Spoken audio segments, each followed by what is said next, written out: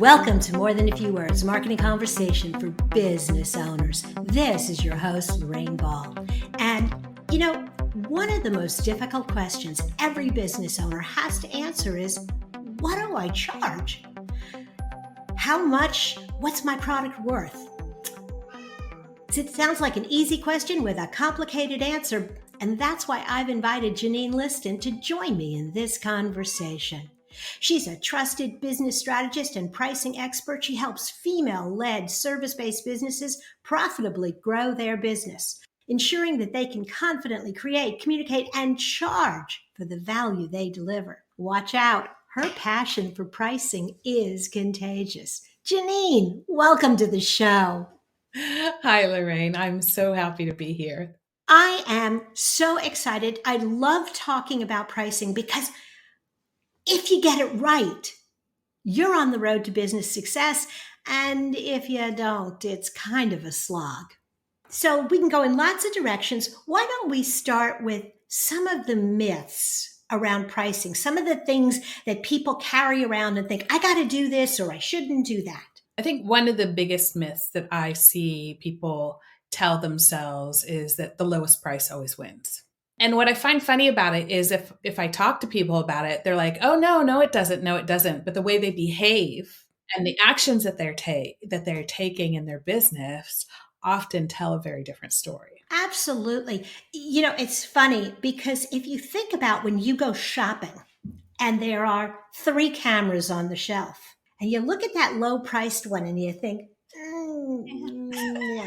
no, I deserve better. I mean, there are times where I go for the bottom price, but not on things I really care about. Right. I think that's a really important point. Well, there's 2 important points in there. One is, who are you targeting? Yeah. So like my dad, if he buys stuff for the garden or flowers, I mean, he just loves that stuff. And it doesn't really matter to some extent how much it is. He just loves it. And he's willing to pay money for it. Me, I'm a little bit more, let's say, economical when it comes to garden things. But when it comes to board gaming, I love my board games. Right. So each and every buyer is a little bit different. And that's why we have target customer groups. So who you're targeting is a very important question to be very clear on the answer to when you're setting your prices. That is such an important point because if, you kind of hit the nail on the head there, if you can figure out who's really passionate about your product, who really needs your product, price is not going to be the first consideration. Right. And so it's really about kind of matching your product with that ideal client. Yes. And I'd add or I'd challenge the listeners there to actually put the customer first. I mean, a lot of people, we develop our service offering or we create our product and then we go and try and find somebody to sell it to. And so what would happen if you talk to your customers first, find out what their problem is and how best you can solve it, then created an offer with that in mind, and then priced it with that value deliver? To me, and in my experience, that is a much better way to go about doing things. In all honesty, that's not what most of us do. I can say to some extent myself as well. Yeah, but it's really important if you don't start with the customer first, that you make sure the customer is in there. So I don't know if this is a myth, but it's definitely one of the things that people miss is they over focus on costs and competition, and they kind of neglect the customer when they're setting their prices. I am reminded as you're telling that story of an engineer who was so excited. I was working in a manufacturing company and he was so excited that they were using cadmium plated screws. And he thought I needed to feature that in the marketing. And I kept asking, why? Who cares? And he was like, well, but it's better. I kept saying, better for who? Your point about making sure you put the customer front and center. What do they really want? Because the closer you can align what you offer to what they really want, you get back into that stage of your dad and the gardening equipment. Okay, you also kind of alluded to something, and I want to pick this a little bit more. The idea that it's not about cost. It's not about what it takes you to make it. Quite honestly, I don't care how many hours you spent on it. What is it that I should be using as a foundation for my pricing? If not, how much it costs for me to make it? Love this question. So I talk a lot about what a fair price is, because especially for women-led businesses, they have a tendency to leave themselves out of the equation when they're calculating a fair price. They want to make sure everybody else is paid fairly, and then they don't give themselves a salary, and then they wonder why their business doesn't grow, right? So a fair price has three components to it. First of all, the price itself needs to be related to the value that the customer wants. Yeah. It needs to be, now I'm going to forget what the three are, even though I talk about it all the time. It needs to be, there are enough customers in your target group need to be willing to pay for it. And it needs to be profitable enough for you. So there is a place for cost, but that's not necessarily the basis for your price unless you're selling a commodity.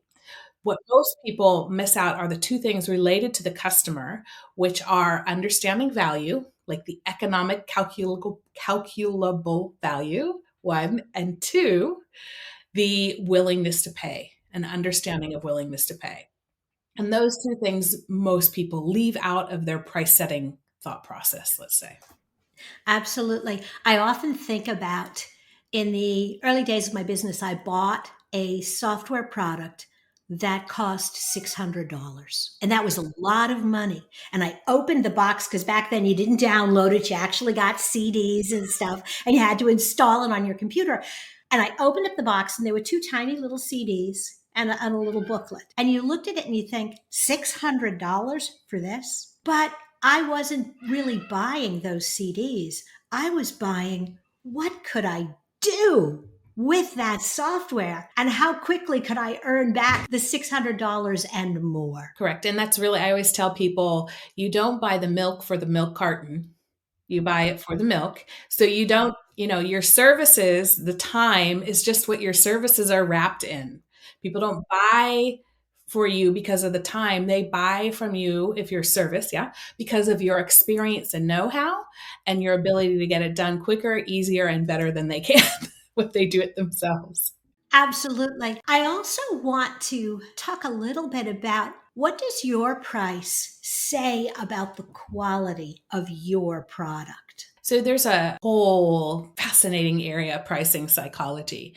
And I think it's very important to pay attention to what your prices are communicating, and how the actions you take with your prices communicate about how you feel about what you're offering and your price.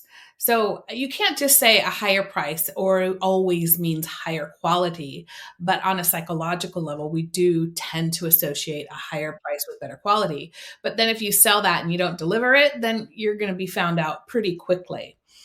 I think what's important is to understand, what options there are in the market, where you fit into that range, and then understand, okay, does that match with the value that I'm delivering? Does it match with what the people who I want to serve or who are most interested in working with me really want?